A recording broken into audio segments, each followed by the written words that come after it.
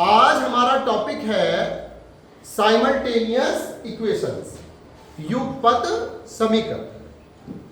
युगपत समीकरण समझने से पहले हमें समझना होगा समीकरण, और समीकरण से पहले हमें समझना होगा व्यंजक। जैसा कि मैंने आपको पहले भी बताया था कि व्यंजक चर और अचर संख्याओं से मिलकर बनता है, और समीकरण दो व्यंजकों से मिलकर बनने वाला निकाय है। ठीक है बच्चों?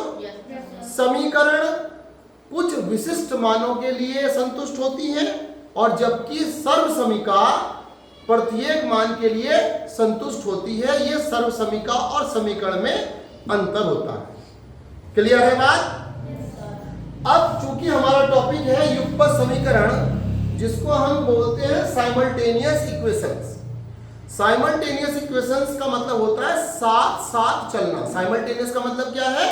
साथ साथ। समीकरण जो साथ साथ चले, अर्थात इसमें बच्चों दो प्रकार की समीकरणें होंगी, और वो दोनों कैसी होंगी? रैखिक समीकरणें।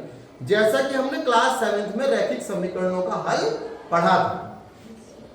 तो इसकी डेफिनेशन लिखी हुई है, परिभाषा लिखी हुई है कि दो अज्ञात चर वाले रैखिक समीकरण, सामने लिखी है आपकी रैखिक समीकरण a1x b1y plus c1 is equal to 0, a2x b2y plus c2 is equal to 0 को युगपत समीकरण कहते हैं। कब? जब जो आपके पहली समीकरण के गुणांक हैं x और y के, कौन कौन? a1 और b1 जो अचर पद है, और जो दूसरी समीकरण के गुणांक है x और y के a2 और b2, इनका जो अनुपात है बराबर नहीं होना चाहिए। अगर बराबर नहीं है तो हमारी इक्वेशंस जो हैं वो क्या होंगी? युगपत समीकरण होंगे। क्लियर? Simultaneous equations. अब साइमल्टेनियस इक्वेशंस हमारे लिए क्यों इंपॉर्टेंट है बच्चों? क्योंकि जब आप बड़ी क्लासों में जाएंगे, जब आप इंटरमीडिएट में जाएंगे, सीनियर सेकेंडरी स्कूल में जाएंगे, तो वहां आपको एक चैप्टर देखने को मिलेगा डिटरमिनेंट, सारणिक। तो सारणिक में इसका बहुत ज्यादा यूज है, इसलिए युगपत समीकरणों को पढ़ना हमारे लिए बहुत ज्यादा इंपॉर्टेंट होने वाला है। ठीक है?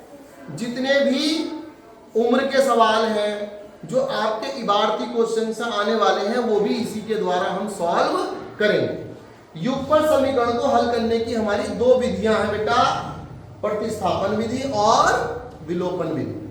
प्रतिस्थापन विधि क्या होती है, विलोपन विधि क्या होती है, इसको हम अगले टॉपिक में देखेंगे। डन।